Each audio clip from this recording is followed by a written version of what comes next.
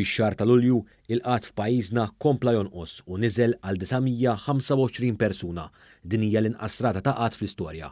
Ikkonfermaw dan ċifri mill-Uffiċċju Nazzjonali tal-Istatistika l-NSO hekk kif juru li meta mqabbel ma l-istess xahar tas-sena li għaddiet dawk jirreġistraw f'pajjiżna naqsu b'617. Fil-fatt skont informazzjoni minn Jobs Plus, l-Uffiċċju Nazzjonali tal-Istatistika osserva li l-qatt naqas f'kull faxxa tal-età kemm fost l-irġiel kif ukoll fost in-nisa. L-irġiel ammontaw għal kważi 72% tal-persuni li reġistraw għax-xogħol f'dan il-perjodu, filwaqt li n-nisa ammontaw għal aktar minn 28%. L-NSO jinnotaw wkoll li kien hemm tnaqqis meta mqabbel ma' Lulju tal-2021 f'dawk li ilhom jirreġistraw għal inqas minn 21 ġimgħa. It-tnaqqis kien ta' 153 persuna. F'dawk li kienu ilhom jirreġistraw bejn 21 u 52 ġimgħa, it-tnaqqis kien ta' 161 persuna.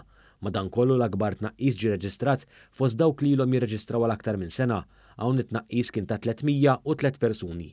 Intant f'Lulju tal-2022 in-numru ta' persuni b'diżabilità li kienu qed jirreġistraw għax-xogħol naqsu bi 33 meta mqabbel mal-istess perjodu fl-2021. Minn dawn aktar minn 77% li reġistraw tul dan il-perjodu kienu rġiel u kważi 23% kienu nisa.